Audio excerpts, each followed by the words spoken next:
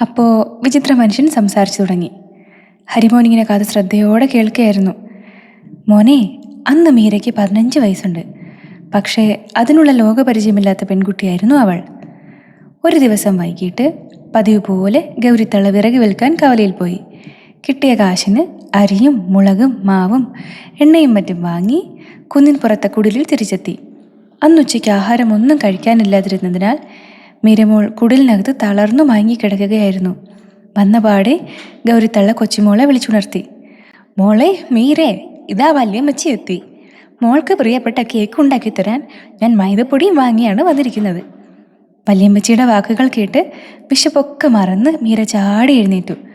അവളുടെ മുഖത്ത് വ്യാപിച്ചിരുന്ന വിശപ്പിൻ്റെ ആലസ്യം എങ്ങോ പോയി ഒളിച്ചു. അരിയും മറ്റു സാധനങ്ങളും കുടിലിൻ്റെ മൂലക്കിരുന്ന ഒരു കലത്തിലടച്ചു വെച്ചിട്ട് ഗൗരിത്തള്ള മാവ് കുഴയ്ക്കാൻ തുടങ്ങി. തൻ്റെ ജോലി ഏതാണ്ട് തീരാറായപ്പോൾ തള്ള മീരയോട് പറഞ്ഞു. മോളെ, ഒരു കൊച്ചു സഹായം ചെയ്യ്. അടുപ്പിലൊന്ന് തീ പൂട്ട്. മീര എഴുന്നേറ്റ് അടുപ്പിനടുത്ത് ചെന്നു. തീ പൂട്ടാൻ വിറക് തേടിയപ്പോഴാണ് അവൾക്കൊരു കാര്യം മനസ്സിലായത്. വിറക് കച്ചവടക്കാരത്തിയാണ് തള്ളയെങ്കിലും അവരുടെ വീട്ടിൽ ഒരു കൊള്ളി വിറക് പോലും തീ പൂട്ടാനുണ്ടായിരുന്നില്ല. വല്യമ്മച്ചി, അടുപ്പിൽ വയ്ക്കാൻ ഒരു കൊച്ചു വിറക് കഷ്ണം പോലും ഇല്ലല്ലോ, പിന്നെ എങ്ങനെ കേക്കുണ്ടാക്കും?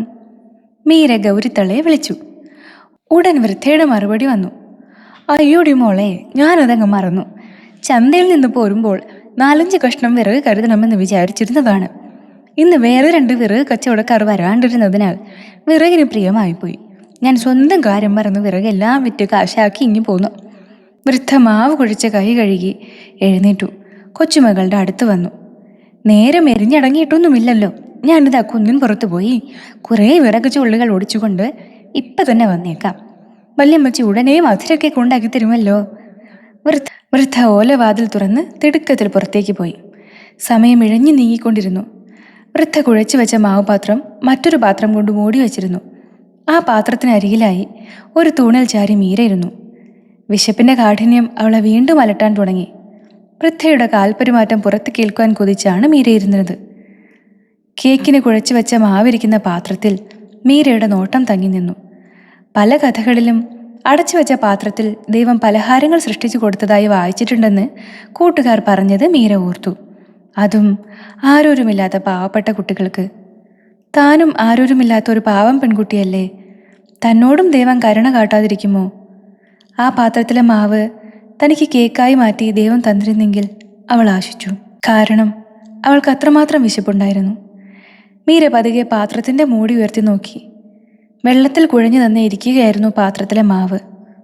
ഓ, ദൈവത്തിന് തൻ്റെ പേരിൽ അല്പം പോലും കാരുണ്യമില്ല. അവൾ ചെറുതായി ഒന്ന് ഏങ്ങി.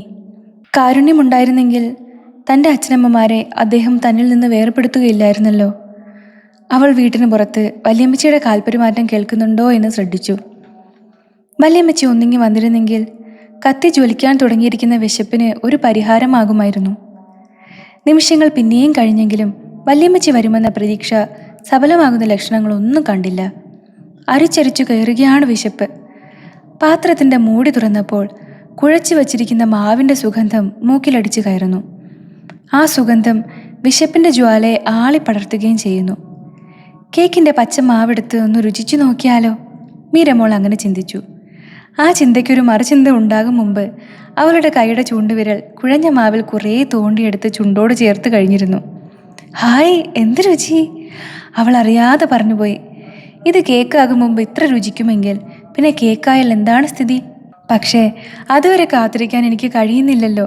വിശപ്പ് അത്രമാത്രം ശ്വാസം മുട്ടിക്കുന്നുണ്ട്. ഒരു തവണ കൂടെ കുറച്ചെടുത്താലോ? മീര സ്വയം ചോദിക്കുകയും ആദ്യത്തെ പോലെ തന്നെ വിരലറ്റത്തിൽ കേക്കിൻ കുഴമ്പ് തോണ്ടിയെടുത്ത് നാവിൽ വയ്ക്കുകയും ചെയ്തു. മറ്റൊരു ചിന്തയും മനസ്സിൽ കടന്നു പോടും മുമ്പ് ഒരിക്കൽ കൂടെ മീരമോളുടെ കൈ കുഴമ്പ് പാത്രത്തിൽ പതിച്ചു. പിന്നെ ഒരിക്കൽ കൂടെ, പിന്നെ പലതവണ.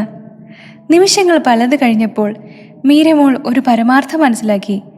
തനിക്ക് പ്രിയപ്പെട്ട കേക്കുണ്ടാക്കാൻ വല്യമ്മച്ചി കുഴച്ചു വെച്ച മാവ് പാത്രത്തിൽ തീർന്നു കഴിഞ്ഞിരിക്കുന്നു എന്ന്. പക്ഷേ ഒരു കാര്യം കൂടെ അവൾക്ക് ബോധ്യപ്പെടാതിരുന്നില്ല. ഇപ്പം വിശപ്പ് ലെവലേശമില്ല. പുറത്ത് വല്യമ്മച്ചിയുടെ കാൽപെരുമാറ്റം താല്പര്യപൂർവ്വം ശ്രദ്ധിച്ചിരുന്ന മീരമോൾക്ക് അവർ എപ്പോഴൊന്നും വന്ന് കയറരുതേ എന്നായിരുന്നു പ്രാർത്ഥന. വല്യമ്മച്ചി വന്ന് പാത്രം തുറക്കുമ്പോൾ അതൊഴിഞ്ഞിരിക്കുന്നത് കണ്ടാൽ എന്തൊക്കെയായിരിക്കും കാട്ടിക്കൂട്ടുക? തലവഴി ശകാരം കൊണ്ടവർ മൂടും. ഒരുപക്ഷെ കയ്യിൽ കിട്ടുന്നതൊക്കെ എടുത്ത് തല്ലിയാലുമായി. ഒരിക്കൽ പോലും ഇങ്ങനെ ഒരു കുറുമ്പ് കാട്ടണമെന്ന് തനിക്ക് മുൻപേ തോന്നിയിട്ടില്ല. പക്ഷേ ഇന്ന് കുഴമ്പെടുത്ത് തിന്നരുതായിരുന്നു. പക്ഷേ വിശപ്പ് സഹിച്ചുകൂടായിരുന്നല്ലോ. വിശക്കുമ്പോൾ എന്ത് കിട്ടിയാലും വാരി തിന്നു പോവില്ലേ? അത് പിന്നെ ഇഷ്ടമുള്ള സാധനമാണെങ്കിൽ തിന്നാതിരിക്കുന്നതെങ്ങനെ? മീരയുടെ ചിന്ത പലയിടത്തും ഉത്തരം കിട്ടാൻ പറന്നു നടന്നു. അപ്പോഴാണ് പുറത്തൊരു ശബ്ദമുയർന്നത്. മീരക്കുഞ്ഞെ, ഇതാ വല്യമ്മച്ചി എത്തി. ഇത്തിരി താമസിച്ചു പോയെങ്കിലും നല്ല ഒന്നാന്തരം വിറകുമായിട്ടാണ് ഞാൻ വന്നിരിക്കുന്നത്. നല്ല എണ്ണ പോലെ കത്തുന്ന ഉണങ്ങിയ കാട്ടുകമ്പ്. കണ്ണു തുറന്ന് അടയ്ക്കുന്ന നിമിഷത്തിൽ എൻ്റെ മോൾക്ക് ഞാൻ കേക്ക് ഉണ്ടാക്കി തരില്ലേ? വല്യമ്മച്ചിയുടെ വാക്കുകൾ കേട്ടപ്പോൾ മീര ഞെട്ടി എഴുന്നേറ്റു. വല്യമ്മച്ചിയുടെ മുഖത്ത് എങ്ങനെ നോക്കും? അവൾ വ്യാകുലപ്പെട്ടു. എങ്കിൽ അല്പനേരം പുറത്തെങ്ങാനും മറഞ്ഞു നിന്നാലോ? അവളുടെ മനസ്സ് അങ്ങനെ ചെയ്യാൻ പ്രേരിപ്പിച്ചു. അവൾ വീടിൻ്റെ പടിഞ്ഞാറേ ചെറ്റ വാതിൽ തുറന്ന് വളർന്ന് പന്തലിച്ച് കുലച്ചു നിൽക്കുന്ന പൂവൻവാഴയുടെ മറവിലേക്ക് നിന്നു. അടുക്കളയിലിരുന്ന പാത്രത്തിൽ കേക്കിന് കുഴച്ചു വെച്ചിരുന്ന മാവും അതിനടുത്തിരുന്ന മീരയും ഒന്നിച്ചപ്രത്യക്ഷമായപ്പോൾ അതിൻ്റെ രഹസ്യം ഗൗരിത്തള്ളയ്ക്ക് മനസ്സിലായി. കൊച്ചുമകൾ കാട്ടിയ പ്രവൃത്തിയിൽ ഗൗരിത്തള്ളയ്ക്ക് കലശലായ വെറുപ്പ് തോന്നി. വയസ്സായ ഞാൻ ഈ വൈകുന്നേരത്ത് വിറകും തേടിപ്പോയി അതും കെട്ടിച്ചുമെന്ന് വന്നിട്ട് എന്ത് ഫലമുണ്ടായി? തിരിച്ചറിയാനുള്ള പ്രായമായിട്ടും ഒരു പെൺകുട്ടി ചെയ്തു വച്ചിരിക്കുന്ന കുന്നായ്മ കണ്ടില്ലേ? കുരുത്തം കിട്ട പെണ്ണ്. അങ്ങനെ വിചാരിച്ചുകൊണ്ട് അവർ മീരയെ പേർചൊല്ലി വിളിച്ചു. വലിയമ്മച്ചി കോപിച്ച് തുള്ളുമെങ്കിലും ഒന്നും ചെയ്യില്ല എന്നറിയാമായിരുന്നിട്ടും താൻ ചെയ്തു പോയ കാര്യത്തിൽ ലജ്ജ തോന്നിയ മീരമോൾ കടവാതിൽ ചുറ്റിപ്പറക്കുന്ന വാഴക്കുല കൂമ്പിൻ്റെ താഴെ ഒരു വാഴക്കരിയിലയിൽ ശരീരം മറച്ച് നിശബ്ദയായി നിന്നു. നീ എവിടെ പോയി കിടക്കുന്നു അസത്ത് പെണ്ണേ? ഗൗരിത്തള്ളയുടെ കോപം കുടലിനുള്ളിൽ തീയില്ലാതെ കത്താൻ തുടങ്ങിയിരുന്നു. മീരമോൾ എന്നിട്ടും മിണ്ടിയില്ല. പുരയ്ക്കകത്ത് ഗൗരിത്തള്ളയുടെ വാക്കുകൾ വീണ്ടും പൊട്ടിത്തെറിക്കാൻ തുടങ്ങി. കൊള്ളരുതായ്മ കാണിക്കുന്ന പിള്ളേരെ യക്ഷിക്കടവ അതെല്ലാം വേണ്ടതായോ? എടി പെങ്കോച്ചേ, നീ എവിടെ പോയി കിടക്കുന്നു? വല്ല യക്ഷിത്തള്ള നിന്നെ കൊത്തിക്കൊണ്ട് പറന്നോ? വൃദ്ധ ഉറക്കെ ചോദിച്ചു. എന്നിട്ട് തുടർന്നു. അല്ല, ഇത്തരം പണി കാണിക്കുന്ന പിള്ളേരെ കടവാതിൽ യക്ഷി പിടിച്ചു കൊണ്ടുപോയി മര്യാദ പഠിപ്പിക്കേണ്ടത്. വൃദ്ധയുടെ വാക്കുകൾ ഉറക്കെയായിരുന്നു. ആ വാക്കുകൾ കല്ലുരുളുകൾ പോലെ പുറത്തേക്ക് തെറിച്ചു വീണ മാത്രയിൽ വാഴക്കരിയിലകൾക്കിടയിൽ മറഞ്ഞു നിന്നിരുന്ന മീരമോൾ തൊട്ടടുത്തുണ്ടായ അത്ഭുതം കണ്ട് ഒന്നും മിണ്ടാൻ വയ്യാതെ തരിച്ചു നിന്നുപോയി. അപ്പം എല്ലാവർക്കും കഥ ഇഷ്ടമായെന്ന് വിചാരിക്കുന്നു. ഇതുവരെ എൻ്റെ കഥ കേട്ടിരുന്ന എല്ലാവർക്കും നന്ദി, നമസ്കാരം. അപ്പോൾ നമ്മുടെ മീരമോൾക്ക് എന്താണ് സംഭവിച്ചതെന്ന് അടുത്ത പാർട്ടിൽ കാണാം. ഓക്കെ.